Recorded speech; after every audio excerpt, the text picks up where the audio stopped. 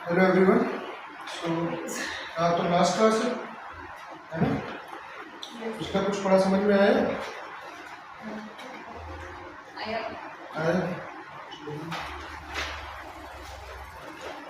चलिए एक revision rapid कर लेते हैं, ठीक है? उसके बाद हम लोग थोड़ा सा एमसीक्यूज देख लेंगे, उस पर नॉर्मली डिस्कस हो जाएगा। ज़्यादा एमसीक्यूज इसमें है नहीं, ठीक है? मेंस में आता है ना? हाँ, पर बिहार में भी 15-20 एमसीक्यू ज़्यादा नहीं। बिहार देते नहीं देते नहीं, अगर आएगी वैकेंसी देंगे तो इन केस ओनली उत्तराखंड में स्पेशलाइजेशन।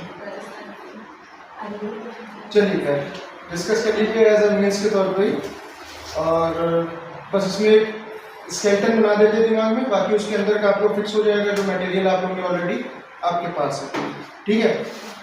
तो इस पे जो एक्चुअली हम लोग इंडेक्स बेस्ड चलेंगे, ठीक है? इंडेक्स के बेसिस चलेंगे। एक बार रिवीजन कर लेते हैं तेजी से। तो सबसे पहला जो इसमें है कि सबसे पहले जो इंडियन ट्रस्ट एक्ट है वो कब का है? 1882 का, ठीक है? इसमें 96 सेक्शंस है। कितने चैप्टर्स है? 9। और ये एप्लीकेबल कब से हुआ है? इन्फोर्समेंट 1 मार्च 1882। तो जो चैप्टर 1 है वो एक्चुअली डील करता है प्रिलिमिनरी के उस पर, तो जिसमें है शॉर्ट टाइटल, कमेंसमेंट और एक्सटेंड।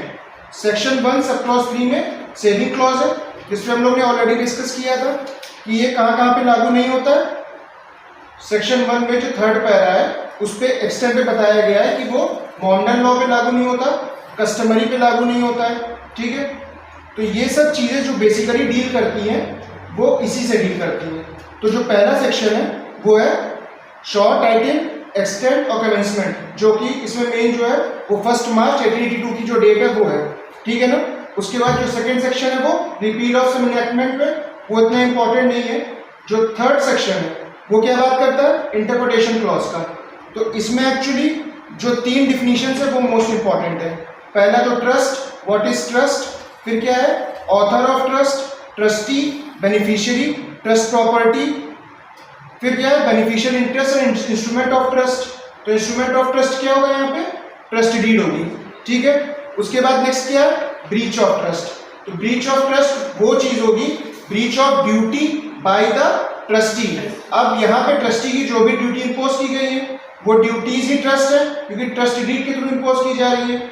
अब जब वो ट्रस्ट डीड के थ्रू इंपोज की जा रही है उनका ब्रीच जो है वो ट्रस्ट का ब्रीच हो जाएगा, और उसी के बेसिस पे हम लोग डैमेज क्लेम करते हैं, ठीक है? तो क्षतिपूर्ति जो हम लोग वैल्यू करेंगे जब अदालत में, तो क्षतिपूर्ति को कैसे क्लेम करेंगे? उसी ब्रीच ऑफ ड्यूटी की, जिस एक्सटेंट पे वो ड्यूटी ब्रीच हुई है, जितना वैल्यूएशन उसका होगा इसके ब्रीच पे, उतना ही वैल्यू हम रीइंबर्स कराएंगे, ठीक है? तो ये चैप्टर 1 जो है मेनली इसी के बारे में बात करता है। अच्छा एक बात बताइए, कॉन्सेप्ट ऑफ ट्रस्ट कहाँ से लिया गया? एक एमसीक्यू क्वेश्चन आता है, तो ये रोम से लिया गया, ठीक है? कहाँ से लिया गया? पॉइंटर बना के लिख लीजिएगा कि concept of trust has been taken from Rome, ठीक है? तो ट्रस्ट का कॉन्सेप्ट कहां से लिया गया? रोम से। अच्छा एक अक्सर हम लोग डॉक्ट्रिन पढ़ते हैं, पब्लिक ट्रस्ट डॉक्ट्रिन, तो उससे इसका कोई रिलेशन नहीं है, ठीक है? तो कंफ्यूज नहीं होना पब्लिक ट्रस्ट में और पब्लिक ट्रस्ट डॉक्ट्रिन में, ठीक है? आगे फर्दर उसका हो सकता है फ्यूचर में यूज हो, बट यहाँ पे पब्लिक ट्रस्ट डॉक्ट्रिन क्या होती है? कोई अंदाजा? कॉन्स्टिट्यूशन में पढ़ा, एनवायरमेंटल लॉ में, है ना? तो पब्लिक ट्रस्ट डॉक्ट्रिन का भी क्वेश्चन आया था जो कंफ्यूजिंग होता है थोड़ा सा, कि क्या पब्लिक ट्रस्ट जो है वो इंडियन ट्रस्ट एक्ट से रिलेटेड है? तो नहीं है। एक्चुअली ये जो एग्जैक्ट बात करता है वो बात करता है protect certain natural and cultural resources for public use. ये है पब्लिक ट्रस्ट डॉक्ट्रिन, ठीक है? पब्लिक ट्रस्ट डॉक्ट्रिन के बारे में एक पॉइंटर लिख लीजिए आप लोग। It protects certain natural and cultural resources for the public use, ठीक है? तो कई बार क्वेश्चंस आते हैं, तो एस्पेक्ट आपको समझना है। पब्लिक ट्रस्ट डॉक्ट्रिन के अगर सेंटेंसेस में दिया हुआ है तो पब्लिक ट्रस्ट डॉक्ट्रिन का सीधे इंप्लीफाई करेंगे आप किससे? नेचुरल रिसोर्सेज से। अब इसका कई बार यूज कॉन्स्टिट्यूशन में भी हुआ, MC मेहता के केस पढ़े हैं आप लोग ने, है ना? ठीक है? कई सारे ऐसे केसेस आप लोग देखेंगे, बेंगलोर का भी था म्यूनिसिपल कॉर्पोरेशन वाला, ठीक है? कई सारे केसेस आप देख सकते हैं, इन्वायरमेंटल लॉ में भी है, कॉन्स्टिट्यूशनल लॉ में भी है, हाँ वो भी है, ठीक है, तो उसकी भी इसी से पब्लिक ट्रस्ट डॉक्ट्रिन का भी लेटेस्टली जो है मुंबई में मेट्रो जब बनाई जा रही थी, है ना, तो उसमें जो है एक पूरा फॉरेस्ट काटा जा रहा था, वहां पे भी इम्प्लीफाई किया गया था पब्लिक ट्रस्ट डॉक्ट्रिन का। ठीक है, तो कंफ्यूज नहीं होना है पब्लिक ट्रस्ट से और पब्लिक ट्रस्ट डॉक्ट्रिन से। ठीक है, बाद में हो सकता है फ्यूचर में उसको कोरिलेट कर सके, पर अभी फिलहाल उसका नहीं है। अच्छा, एक बात और कि अगर ट्रस्ट के बारे में आएगा तो who can not create trust, तो माइनर ट्रस्ट क्रिएट कर सकता है? Minor can not create trust because he is not, वो बेसिक चीज है। सेक्शन कौन सा था? सेक्शन 11 क्या कहता है? सेक्शन 11 इंडियन कॉन्ट्रैक्ट एक्ट का बस बेसिक्स क्या? माइनर कॉन्ट्रैक्ट नहीं कर सकते, माइनर होगा, और second unsound mind person, third और डिस्क्वालिफाइड बाय लॉ। ठीक है, तो ये बेसिक बात कर रहा है आपका प्रीलिमिनरी में। पूरा प्रीलिमिनरी इसी से डील कर रहा है, इसको बस माइंड सेटअप में रखिएगा। वन टाइम अगर आप रीड कर लेंगे तो आपको स्ट्रक्चर समझ में आ जाएगा। ठीक है, तो यहाँ पे अब चैप्टर 2 जो बात कर रहा था वो क्रिएशन ऑफ ट्रस्ट की बात कर रहा था। ठीक है, क्रिएशन ऑफ ट्रस्ट में सेक्शन 4 से स्टार्ट है, 4 से 10 तक। तो सेक्शन 4 में क्या बताया था? लॉफुल पर्पस, उसमें ही बताया गया था कि क्या क्या ऑलरेडी वहां डिफाइन है कि वहां पे लॉफुल पर्पस क्या क्या होगा। ठीक है, अब सेक्शन 4 में जब लॉफुल पर्पस के बारे में बता दिया गया, ऑलरेडी उसमें एक लिस्ट भी प्रोवाइड कर दी गई है कि वो लॉफुल पर्पस क्या क्या होंगे। ठीक है, तो वो आप सिग्निफाई कर सकते हैं। सेक्शन 5 में क्या बात करता है? ट्रस्ट ऑन मूवेबल प्रॉपर्टीज है, इमूवेबल प्रॉपर्टीज। ठीक है, तो मूवेबल प्रॉपर्टी के लिए क्या था? मियर डिक्लेरेशन। मूवेबल प्रॉपर्टी अगर ट्रस्ट ट्रांसफर करेगा तो मियर डिक्लेरेशन से हो जाएगी, इमूवेबल प्रॉपर्टी होगी तो writing sign. Writing sign registered. Registration कहाँ पे होगा? Indian registration act 1908। ठीक है, तो ये आपने बात कर ली सेक्शन 5 की। सेक्शन 6 क्या करता है? क्रिएशन ऑफ ट्रस्ट के बारे में बात करता है। उसमें 4 एलिमेंट्स है, बेनिफिशियरीज होंगे, ट्रस्ट प्रॉपर्टी होगी, इंटेंशन होगा, पर्पस होगा। ठीक है, एक लिस्ट दी थी कि सेक्शन 6 में कैसे ट्रस्ट क्रिएट करी जाती। किसी भी ट्रस्ट का क्रिएशन करना हो, चाहे वो प्राइवेट हो चाहे वो पब्लिक हो, उसका जो क्रिएशन होगा सेक्शन 6 में होगा। कंफ्यूज नहीं होगा एकदम। चैरिटेबल ट्रस्ट भी होगी तो भी उसका वहीं पे होगा, प्राइवेट ट्रस्ट होगा। यहाँ सिंप्लीफाई एक बात कही गई है, ट्रस्ट का क्रिएशन सेक्शन 6 में होना है। ठीक है, यहाँ पे स्पेसिफाई नहीं किया गया कि पब्लिक ट्रस्ट का होगा, चैरिटेबल ट्रस्ट का होगा, सिर्फ वर्ड ट्रस्ट मेंशन है। ठीक है, तो ट्रस्ट का जो क्रिएशन होगा वो सेक्शन 6 में होगा। हु मे क्रिएट ट्रस्ट, अब वहां पे डिफिनेशन दी गई थी। ठीक है, तो ट्रस्ट कौन कौन क्रिएट कर सकता है? कौन क्रिएट करता है ट्रस्ट को? ऑथर, क्रिएटर, जज, और कौन? Very good, very good. ठीक है, तो ये बेसिक्स है। उसके बाद 8 में क्या कह रहा है? Subject of trust. What is the subject of trust? Trust property. Trust property में मूवेबल, इमूवेबल, ट्रस्ट मनी भी हो सकता है। ठीक है, तो वो सेक्शन 7 में बात कर रहा है। सेक्शन 8 में सब्जेक्ट की बात होगी। 9 में बेनिफिशियरी डिफाइन कर दिया गया। ठीक है, बेनिफिशियरी एक्चुअली जो डिफाइन है उसमें anyone, any person who has ability to hold the property is called as beneficiary. Beneficiary can be minor, but he cannot enforce it because he is not competent to contract. There has to be a guardian or guardian ad litem, caretaker or anyone else. ठीक है ना, तो उसके through work करेगा। Unsound mind का है तो उसका नेक्स्ट फ्रेंड जो होगा। ठीक है, तो there should be a proper caring, वहां पे उसकी प्रॉपर केयरिंग के लिए कोई पर्सन होगा। ठीक है, उसके बाद सेक्शन 10 में ट्रस्टी के बारे में बात कर रहा है। ट्रस्टी वो सेम पर्सन होगा जो कॉम्पिटेंट टू कॉन्ट्रैक्ट होगा, मेजर होना चाहिए, साउंड माइंड का होना चाहिए, और क्या होना चाहिए? Not declared incompetent by any court या डिस्क्वालिफाइड नहीं होना चाहिए। अच्छा, क्या बताइए, 3 आपको एक क्वेश्चन नॉर्मल सा है। Who can create trust? ठीक है, एलियन, माइनर, क्रिमिनल या इंसॉल्वेंट? क्रिमिनल ट्रस्ट क्रिएट कर सकता है, is disqualified from law. Alien, alien disqualified नहीं है। यहाँ पे ये भी डिफाइन नहीं किया गया कि वो पर्सन कौन हो सकता है। बिल गेट्स अगर इंडिया में कोई ट्रस्ट क्रिएट करता है तो क्या क्रिएट करने से मना कर देंगे उसको? तो फिर ऑब्वियसली किया भी है उसने, ऐसा नहीं है कि किया नहीं। ठीक है, तो यहाँ पे बेसिकली आपने एक चीज देखी, ये क्वेश्चन थोड़ा सा कंफ्यूजिंग होंगे, कंफ्यूज करेंगे, तो उसको जितना ज़्यादा एमसीक्यू आप लोग लगा लेंगे तो वहाँ पे फायदा होगा। माइनर है, समझ रहे हैं, 30 से 40 क्वेश्चन ही आप लोग का एमसीक्यू ट्राई करने, मुश्किल से 20-25 मिनट भी लगेगा। तो एक बार देख लीजिएगा, गो थ्रू हो जाइएगा उसके, ठीक है। उसके बाद ड्यूटीज, लाइबिलिटीज, उसके बाद rights, powers and disabilities of trustee. तो मेनली एक बार इसका फिर से रिवीजन कर लेते हैं, ठीक है, कि chapter 3, 4 and 5 they are related to the duties, liabilities, rights, power and disabilities of trustee, ठीक है। तो स्पेसिफिकली यहाँ पे आपको बता दिया गया है कि आप जब भी ट्रस्टी की ये चीजों के बारे में जानना है, 3, 4, 5 को आप जाके रेफर कर सकते हैं, ठीक है।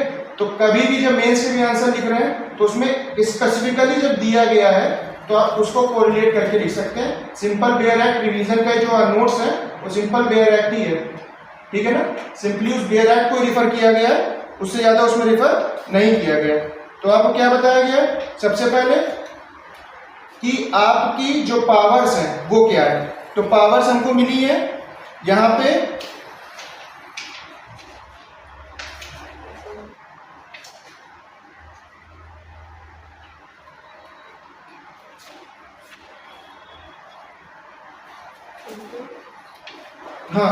Duties and liabilities of trustee. Chapter 3 से स्टार्ट करते हैं, एक बार गो थ्रू हो जाते हैं, ठीक है। Chapter 3 of the Indian trust act 1882 section 11 to 30। Chapter 3 पे आ गए, चैप्टर 1 और 2 कंप्लीट हो गया, ठीक है। चैप्टर 3 में क्या बात कर रहा है, 11 to 30। तो यहाँ पे सेक्शन 11, 12, 13, 14 अप टू 20 तक उसकी लाइबिलिटीज बताई गई, ड्यूटीज बताई गई है ना। तो ड्यूटीज के बारे में कहाँ बताया गया है, पर्टिकुलरली स्पेसिफाई कर दिया गया है सेक्शन 11 से लेकर सेक्शन 20 तक, ठीक है ना। क्या बता रहा है, पहला है जो सबसे इंपॉर्टेंट है, ट्रस्ट को एग्जीक्यूट करने की जो ड्यूटी होगी वो किसकी होगी, ट्रस्टी की होगी, सेक्शन 11 में, ठीक है। क्या कहता है कि सेक्शन 11 में ट्रस्टी बाउंड है कि वो फुलफिल करे पर्पस ऑफ ट्रस्ट। और ट्रस्ट का पर्पस कौन डिफाइन करता है, ट्रस्टी। और ट्रस्टी अगर मान लीजिए ट्रस्टी जीवित नहीं है तो कोर्ट वो जो ट्रस्ट डीड है उसमें ऑलरेडी मेंशन करके जाएगा, ठीक है ना। तो यहाँ पे है कि जो ट्रस्ट को एग्जीक्यूट कराने का काम ट्रस्टी का होता है, ठीक है ना। उसके बाद नेक्स्ट क्या ड्यूटी उसकी है, trustee to inform himself of trust properties. तो immovable, movable money transactions, any bank balance, any type of asset which has been included in trust must be inform himself by the trustee. तो trustee के पास power भी है और एक तरह से ड्यूटी भी है कि वो इन्फॉर्म्ड रहे about the trust. Next point क्या गया, trustee to trustee to protect title of the trust property. तो ट्रस्ट प्रॉपर्टी का टाइटल भी कौन प्रोटेक्ट करेगा, ट्रस्टी। मतलब कहने का ये है कि अदालत में मुकदमे हो रहे हैं, ट्रस्ट डीड अगर उस पर कोई डिस्प्यूट चल रहा है ऑलरेडी, या फिर ट्रस्ट प्रॉपर्टी पे कोई डिस्प्यूट चल रहा है, तो उससे रिलेटेड कोई भी बातें होंगी वो सब सेटअप कौन करेगा, ट्रस्टी करेगा। उसके बाद नेक्स्ट ड्यूटी क्या है, trustee to set up title adverse to beneficiary. अब यहाँ पे जो ये प्रोटेक्ट कर रहा है, ये जो टाइटल सेटअप करेगा ये उसके एडवर्स पोजीशन पे नहीं होगा, किसके, बेनिफिशियरी के। मतलब he is not available for the adverse position against the beneficiary. ये एक तरह से ड्यूटी भी है और यही एक राइट क्रिएट किया गया है फॉर द बेनिफिशियरी। तो राइट और ड्यूटी एक साथ चलती है। तो जब ड्यूटी दी गई है ट्रस्टी को तो बेनिफिशियरी उसके अगेंस्ट पे राइट क्लेम कर सकता है। तो एडवर्स पोजीशन, यानी एडवर्स पोजीशन का मतलब ये है कि हमेशा अगर बेनिफिशियरी है तो बेनिफिशियरी के अगेंस्ट में कभी भी ट्रस्टी अपना क्लेम नहीं करेगा, एक पैरेलल क्लेम नहीं खड़ा कर देगा कि नहीं ये बेनिफिशियरी का नहीं ट्रस्टी का है। तो इसीलिए इंटरमिक्स भी करता है, उसके लिए भी रिलेटेड पढ़ा था, लायबिलिटी होती है कि इंटरमिक्स भी कर रहा है वो, तो उस पर फिर बेनिफिशियरी का अधिकार हो जाएगा और इसका जिम्मेदार कौन होगा, ट्रस्टी होगा। ठीक है कि ये इंपॉर्टेंट एस्पेक्ट है कि trustee not to set up adverse title against beneficiary. ठीक है, नेक्स्ट सेक्शन 15 क्या कह रहा है, trustee to deal with the property as a man of ordinary prudence. तो एविडेंशियल वैल्यू के लिए ये बात कर रहा है, ठीक है, कि जो प्रॉपर्ली वो डील करेगा वो मैन ऑफ प्रूडेंट पर्सन की डील करेगा। ऑर्डिनरी प्रूडेंस यानी उसका जो उचित होगा, जो दिमाग होगा, वो नॉर्मल पर्सन की तरह करेगा। अगर यहाँ पे बताया गया है कि उसने कोई ऐसा इन्वेस्टमेंट किया कि उसको लग रहा है कि वो इन्वेस्टमेंट सही था, गुड फेथ में था, बोनाफाइड था, तो यहाँ पे उसको उसके लिए रीइंबर्समेंट नहीं करना पड़ेगा, वो इंडेमनिटी नहीं देगा, वो पैसा वापस ट्रस्ट को नहीं देगा। ठीक है ना। सेक्शन 16 में हम लोग ने ऑलरेडी डिस्कस किया था कि सेक्शन 16 में पेरिशेबल प्रॉपर्टी की वो सेल कर रहा है, सेक्शन 20 में उसको वो इन्वेस्ट कर रहा है। ठीक है।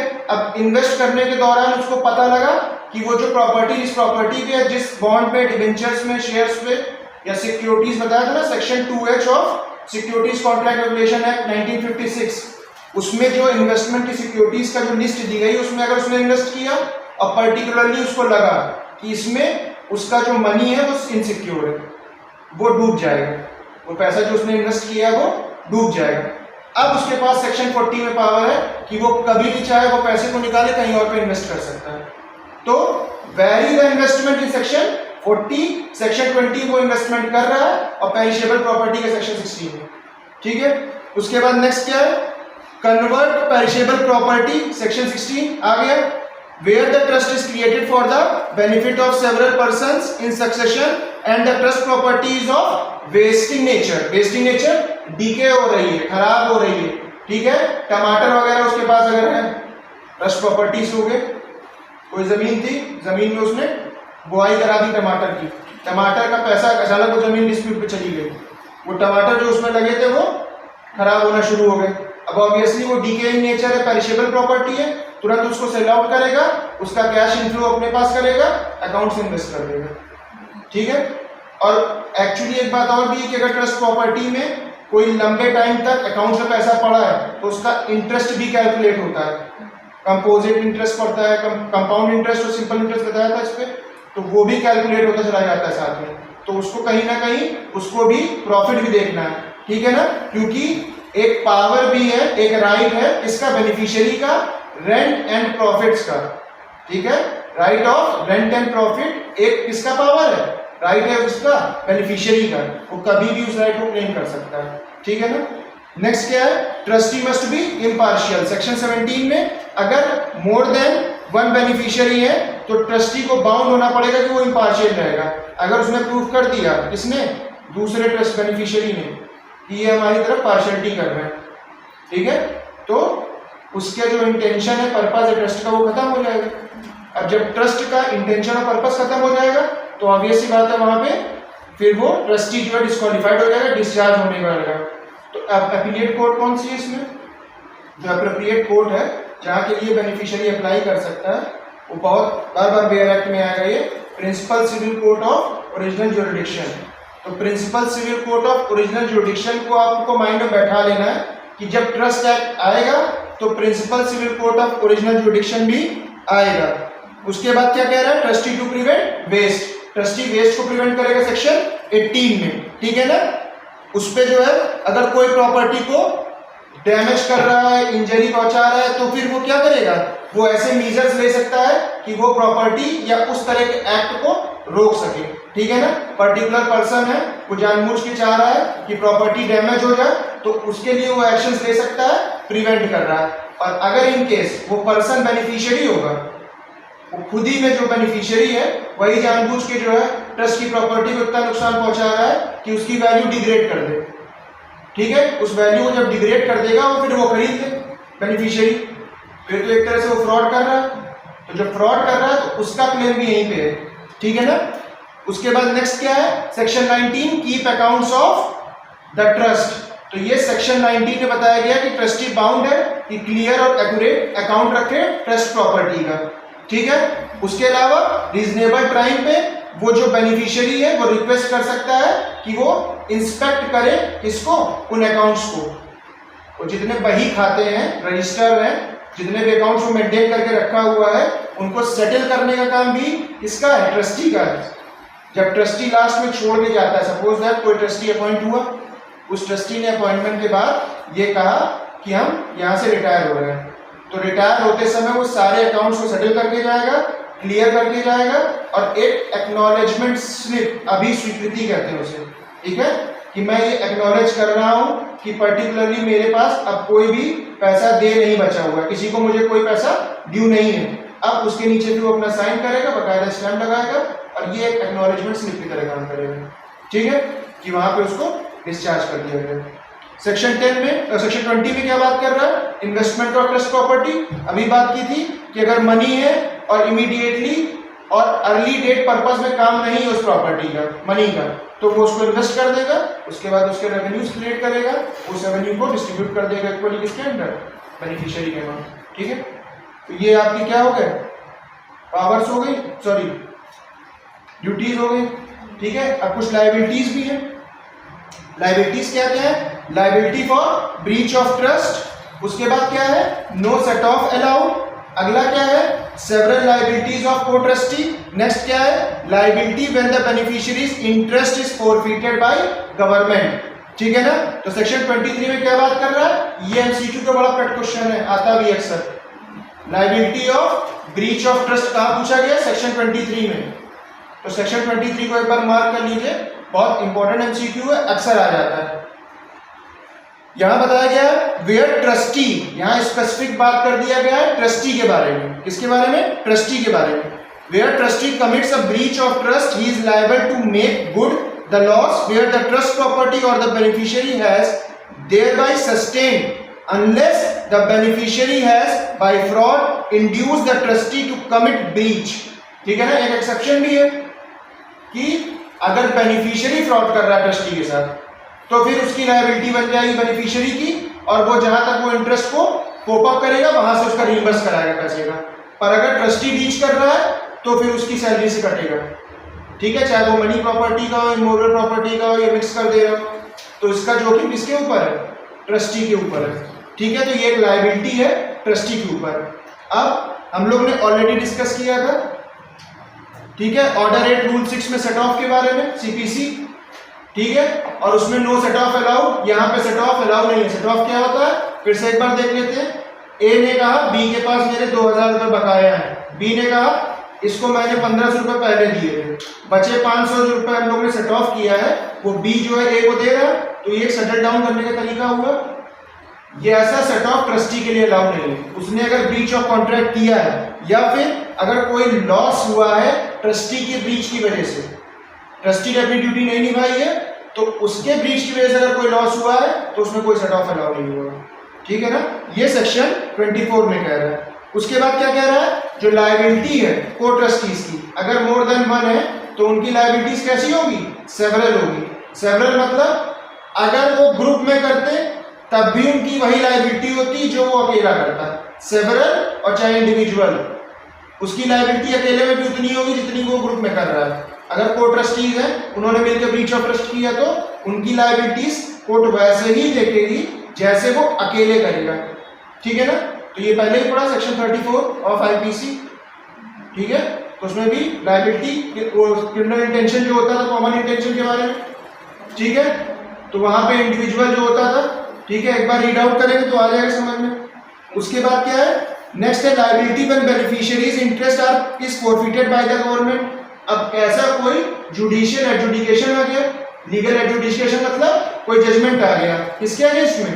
बेनिफिशियरी के अगेंस्ट में, तो उसका जो राइट है वो गवर्नमेंट के पास चला गया, स्टेट गवर्नमेंट के पास।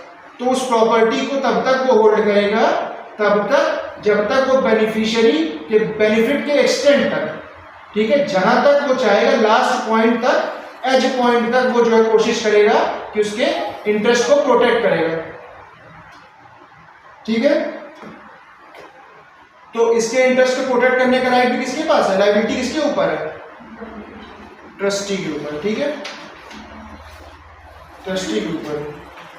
चलिए, ये आपका हो गया chapter 3 liabilities and duties of trustee. थोड़ा स्पीड अप करें क्योंकि 96 सेक्शन है, पर्टिकुलरली इस सेक्शन के ऊपर नहीं जा सकते ना। ठीक है, उसके बाद rights and power of trustee, ये कहां बताया गया? चैप्टर 4 में, सेक्शन 31 से लेके 45 तक, एकदम क्रोनोलॉजिकली ऑर्डर में दिया हुआ है, तो कंफ्यूज एकदम नहीं होना। चैप्टर 3, चैप्टर 4, चैप्टर 5 वो माइंड में जैसे ही अगर आएगा। और एक बात और, कई बार जो है लायबिलिटीज पूछ लेता है किस सेक्शन से किस सेक्शन तक है, तो इसके लिए इंडेक्स का लर्न होना बहुत इंपॉर्टेंट है। तो वो भी भेज भी देंगे ग्रुप में, इंडेक्स आप लोग को रीड आउट करना है अच्छे से। इन केस अगर जिनका एम है अदर स्टेट का भी, तो वो भी जो देख सकते हैं इस पर। ठीक है, तो पहला क्या राइट है? Right to title deed. पहला राइट क्या है, right to title deed, same वैसे ही है, पहले डिस्कस किया था। सेक्शन 31 में ये बताया गया है कि ट्रस्ट प्रॉपर्टी से रिलेटेड जितने भी पोजीशंस होंगे, इंस्ट्रूमेंट ऑफ ट्रस्ट मतलब ट्रस्टी डीड की बात कर रहा है, या फिर कोई भी डॉक्यूमेंट जो रिलेट किया जाएगा प्रॉपर्टी से, वो सब किसके पास रहेंगे, ट्रस्टी के पास। और बेनिफिशियरी भी अक्सर एक एक कॉपी रखते हैं अपने पास, जो बेनिफिशियरीज होते हैं ट्रस्ट के वो भी एक एक कॉपी हमेशा रखते हैं।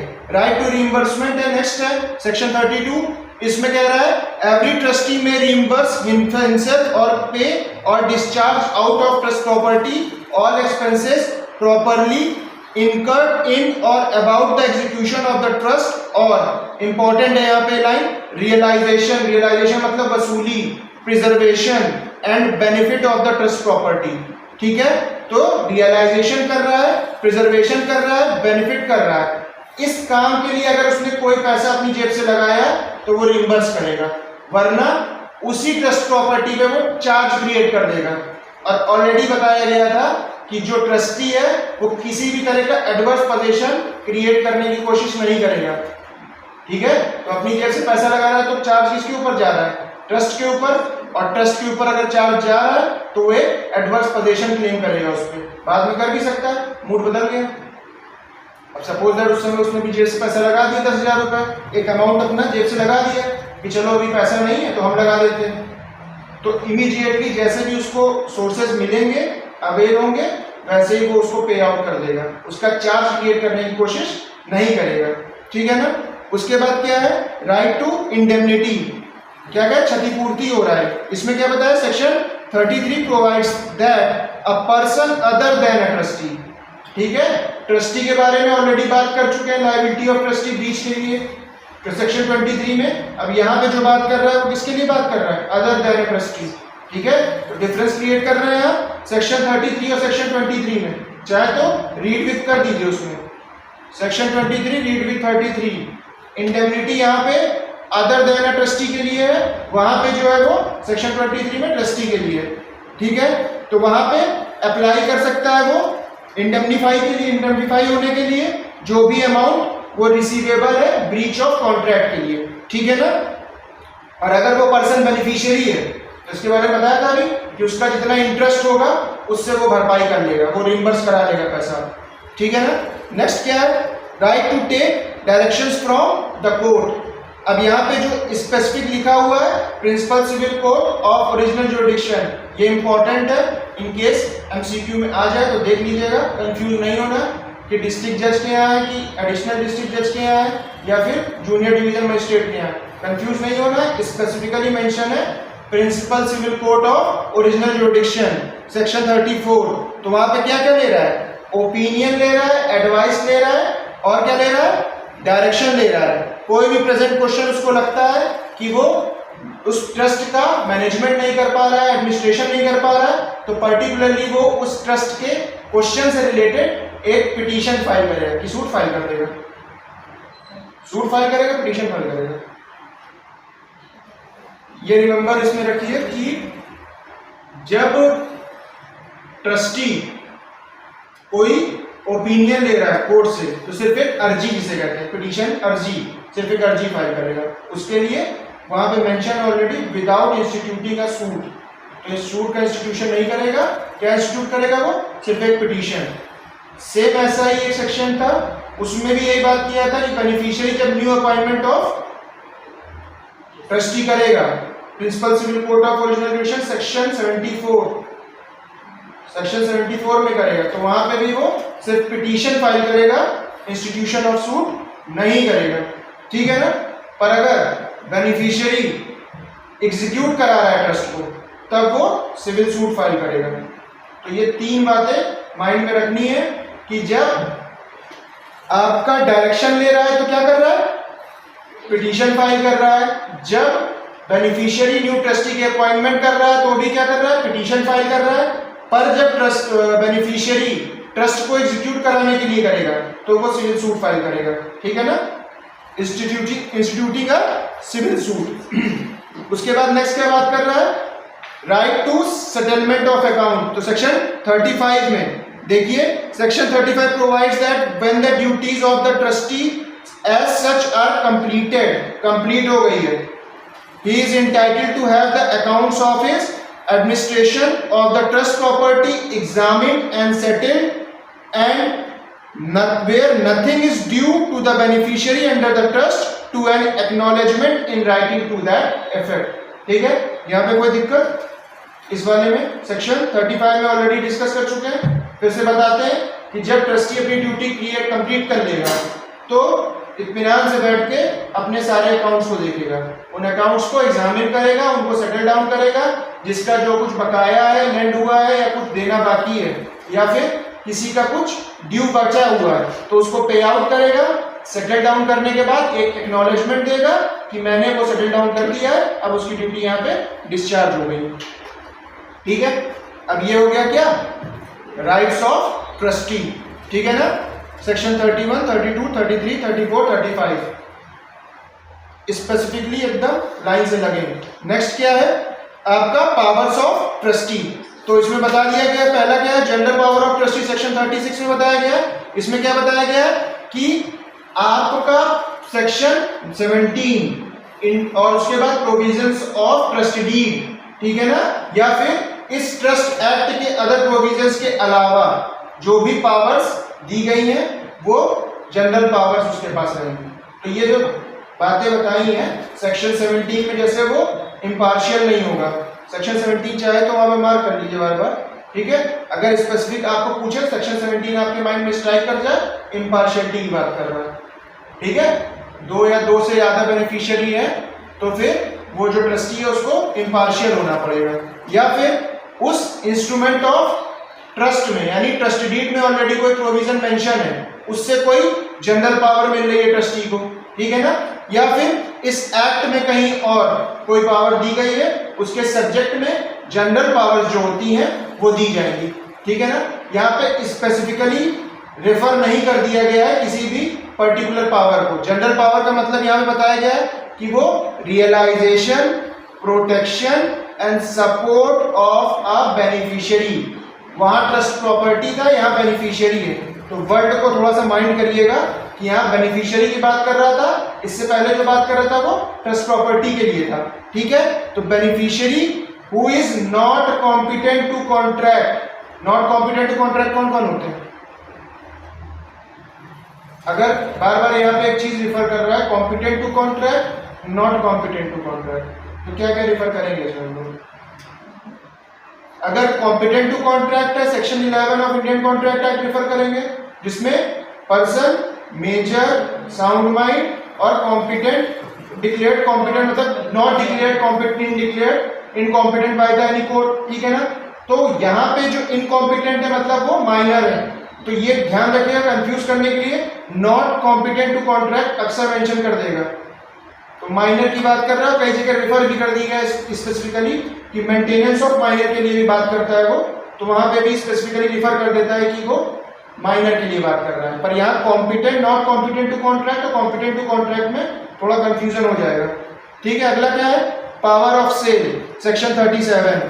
तो ट्रस्टी के पास पावर है कि वो सेल कर सकता है ट्रस्ट प्रॉपर्टी को, ठीक है, चाहे चार्ज उसमें हो चाहे ना हो, या फिर एक साथ या फिर अलग अलग, चाहे पब्लिक ऑक्शन के थ्रू, चाहे प्राइवेट कॉन्ट्रैक्ट के थ्रू, या फिर एक बार में या कई सारी बार में, या फिर उस पर ये स्पेसिफिकली बता दिया गया है कि इंस्ट्रूमेंट ऑफ ट्रस्ट में ये बता दिया गया पब्लिक ऑक्शन के थ्रू होना, और अगर ट्रस्टी प्राइवेट कॉन्ट्रैक्ट के थ्रू कर रहा है तो वहां पे बेनिफिशियरी तुरंत एक पिटीशन फाइल कर सकता है कोर्ट में, एप्रोप्रिएट कोर्ट में जाएगा, दाखिल कर देगा कि सर ये अपने जानने वालों को जानबूझ के प्राइवेट कॉन्ट्रैक्ट के थ्रू दे रहे हैं, और ऑलरेडी ट्रस्ट डीड में ये दिया हुआ है कि जब भी कोई सेल होगी तो पब्लिक ऑक्शन के थ्रू होगी, नीलामी होगी उसकी, है ना, वहां पे बुलाया जाएगा, उसका एक अलग प्रोसीजर है, प्राइवेटली कॉन्ट्रैक्ट को अवॉर्ड नहीं करेगा।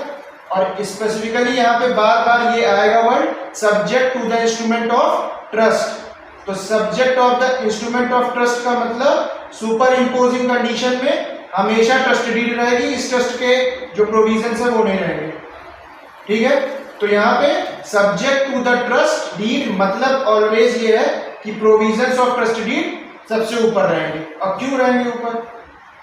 क्यों नहीं, इंडियन ट्रस्ट एक्ट को इतना बड़ा एक्ट बना दिया है तो इसी एक्ट के प्रोविजन को लगाना चाहिए, क्योंकि हर ट्रस्ट का इंटेंशन अलग होता है, पर्पस अलग होता है, ऑब्जेक्ट अलग होता है, बेनिफिशियरीज अलग होते हैं और उसके ट्रस्टीज भी अलग होते हैं और ट्रस्ट प्रॉपर्टी भी अलग अलग तरीके की होती है। ठीक है, तो इसीलिए उस ट्रस्ट डीड को हमेशा रेफर किया जाता है नेचर ऑफ ट्रस्ट के बारे में जानने के लिए।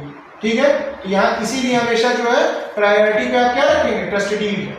ठीक है, नेक्स्ट क्या है, power to vary investment refer किया था अभी section 40, read with section 20।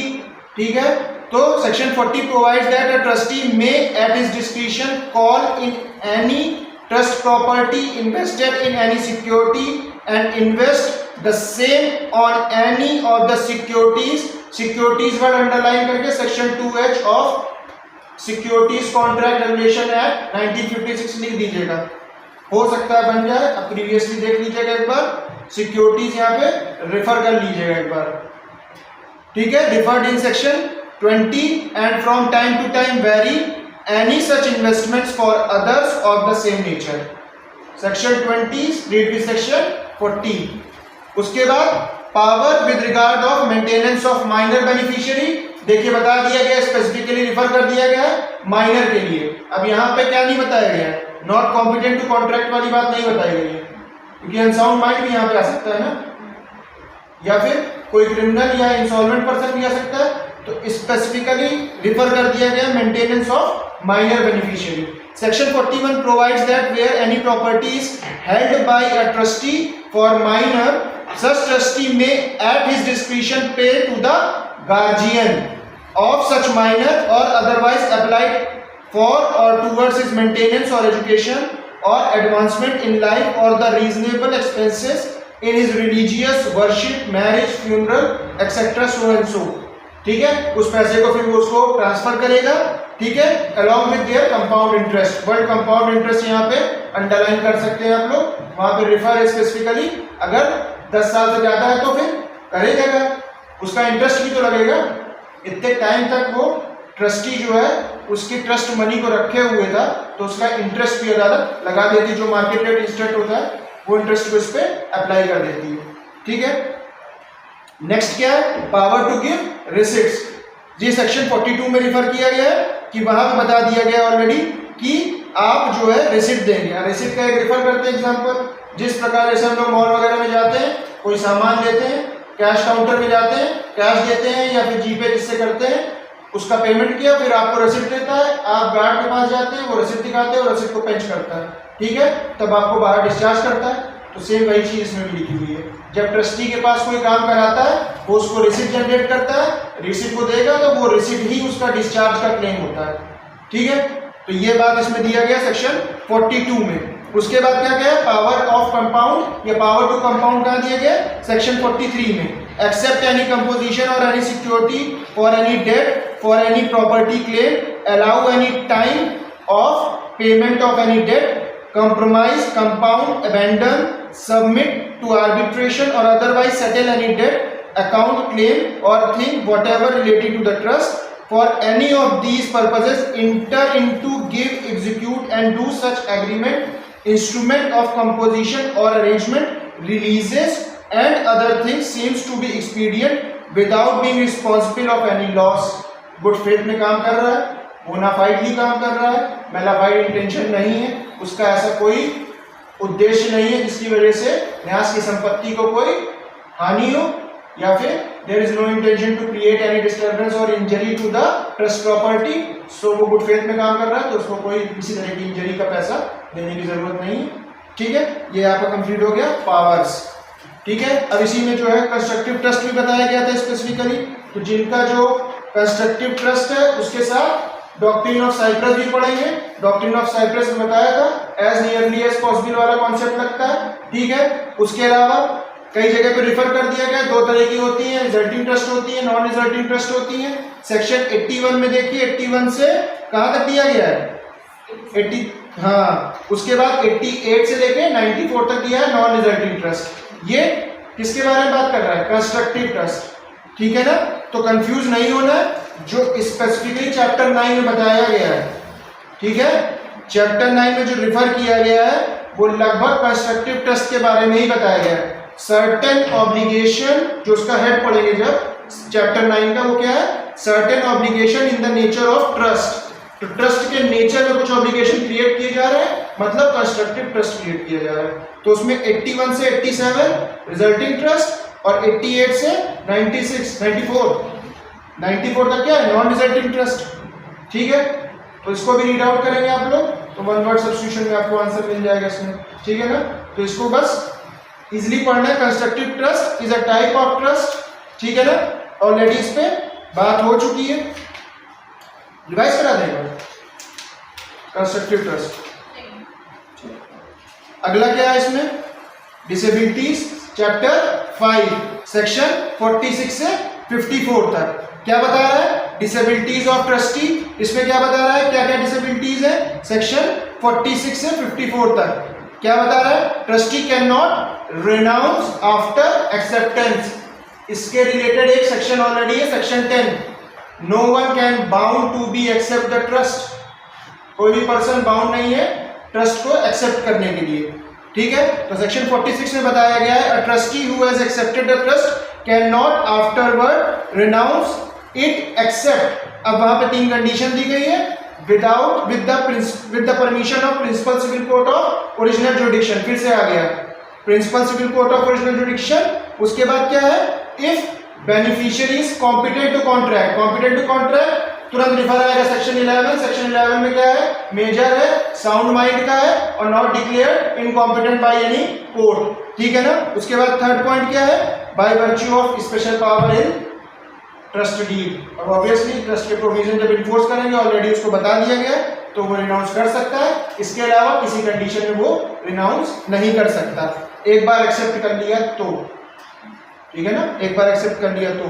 Trustee can not delegate. ठीक है, डेलीगेटर्स कोटस नॉन डेलीगेट, ये मैगजीन थी, इस मैगजीन को रिफर किया गया था।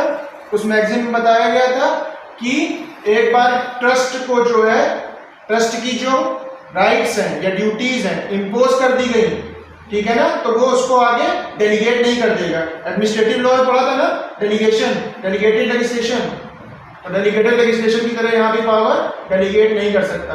Section 190 of Indian contract act, सब एजेंट की जो अपॉइंटमेंट करता है एजेंट, वहां पे भी रिफर कर सकते हैं कि वो डेलीगेट करता है अपनी पावर सब एजेंट को, तो वो भी रिफर कर सकते हैं, लिख दीजिएगा चाहे तो। Section 190 of Indian contract act में भी इसी का पावर का यूज कर रहा है। वहां पे भले वो डेलीगेट कर देता है इसकी प्रिंसिपल की परमिशन को लेके, और यहाँ पे वो डेलीगेट नहीं कर रहा है। ठीक है ना, पर वहां पे अनलेस वर्ड लिखा हुआ है। फिर अनलेस का क्या है? The instrument of trust, the delegation is in regular course of business, delegation is necessary. उसके बाद क्या कह रहा है? The beneficiary being competent to contract consent such legislation या डेलीगेशन। ठीक है ना, अगला क्या है? Co trustee can not act singly, मतलब को ट्रस्टी ऑब्वियसली बोल रहा है तो मोर देन वन है। को ट्रस्टी अगर बोल रहा है तो मतलब ऑलरेडी मोर देन वन है, तो वो ऐसा नहीं है कि अपना डोमिनेटली कोई भी डिसीजन लेगा उसको सुपर इम्पोज कर देगा इसके ऊपर, अपने बेनिफिशियरीज के ऊपर। अगर को ट्रस्टीज हैं तो सबकी वो राइट लेगा, सबकी ओपिनियन लेगा, सबका उस पर डायरेक्शन लेगा। उसके बाद वो जो है गुड फेथ में अगर कोई काम करता है तो फिर ऐसी पावर को वो यूज कर सकता है बाय कलेक्टिवली पर्पस। ठीक है ना, अकेले सिंगल हैंडेडली उसको यूज नहीं करेगा। अगला क्या है? Control of discretionary power. Section 49 provides that where a discretionary power conferred on a trustee is not exercised reasonably and in good faith, such power may be controlled by principal civil court of original jurisdiction। वापस underline कर लीजिए, ये बार बार आता रहेगा आपके सामने। अगला है trustee may not charge for services. तो अब उसको ऑलरेडी सर्विस के लिए रेम्यूनरेशन मिल रहा है, ट्रस्टी की अपॉइंटमेंट हो रही है तो उसका रेम्यूनरेशन मिल रहा है, तो क्या अपनी सर्विसेज के लिए एक्स्ट्रा चार्ज कर सकता है बेनिफिशियरी से? नहीं कर सकता। ये सेक्शन 50 में बता दिया गया है। Section 50 provides that in the absence of express direction to the contrary contained in the instrument of trust or a contract to contrary entered into with the beneficiary or the court at the time of the accepting trust, a trustee has no right to remuneration for his trouble skill, loss of time in executing the trust. Executing the trust, execution कहाँ हो रहा है trust का, किस section में refer किया है, execution of trust section 11 में। ठीक है, ट्रस्टी का एक ड्यूटी है कि वो ट्रस्ट को एग्जीक्यूट कराएगा, वही सेक्शन 11 में रिफर किया, उसी के थ्रू बात कर रहा है। दूसरा क्या है, not to use trust property for own profit, section 51 में बताया गया है। उसके बाद क्या बताया गया है, जो ट्रस्टी है अगर वो सेल कर रहा है, विक्रय कर रहा है, तो वो अपने ही आदमियों को नहीं भेज देगा या अपने एजेंट को नहीं भेज देगा, और ना ही उसके एजेंट उसको बाय कर सकते हैं। ठीक है ना, तो वो भी सेक्शन 51 में रिफर कर दिया गया है। और सेक्शन 52 में, सेक्शन 51 में क्या रिफर किया है, खुद के प्रॉफिट के लिए, और सेक्शन 52 में जब सेल कर रहा है तो बाय करने के लिए भी, चाहे वो हो चाहे वो उसके एजेंट हो। ठीक है ना, अगला क्या है, section 53, trustee not to buy beneficiary's interest without permission. ठीक है ना, तो कोई भी ट्रस्टी या कोई पर्सन जो रिसेंटली रिटायर्ड ट्रस्टी है से, वो पर्सन जो है without the permission of principal civil court of original jurisdiction beneficiary's के इंटरेस्ट को अपने लिए ट्रांसफर नहीं करा पाएगा या बाई नहीं कर लेगा। अगला क्या है, को ट्रस्टीज आपस में एक दूसरे को मॉर्गेज लीज नहीं कर सकते। ठीक है ना, ये लैंड आउट नहीं कर देंगे कि चलो प्रॉपर्टी तुम्हारे खिलाफ जो है से दो को ट्रस्टी है, तो उसने कहा मैं अपने लिए लोन नहीं ले सकता, एक काम करते हैं तुम्हारे लिए लोन ले लेते हैं, तो ट्रस्ट प्रॉपर्टी को लोन में रख दिया और उसके लिए लोन ले लिया पर्सनल बेनिफिट के लिए, तो वो भी नहीं कर सकते सेक्शन 54 में। तो ये हम लोग ने डिस्कस कर लिया चैप्टर 3, 4, 5 ट्रस्टी की क्या ड्यूटीज, लायबिलिटीज, राइट्स, पावर और डिसेबिलिटीज। ठीक है, 10 मिनट का ब्रेक लेते हैं इसमें, और उसके बाद हम लोग बेनिफिशियरी के पास जाएंगे और किसके पास, लास्ट में जो टर्मिनेशन ऑफ ट्रस्ट है या वेकेशन ऑफ ट्रस्ट है वहां पे। ठीक है ना।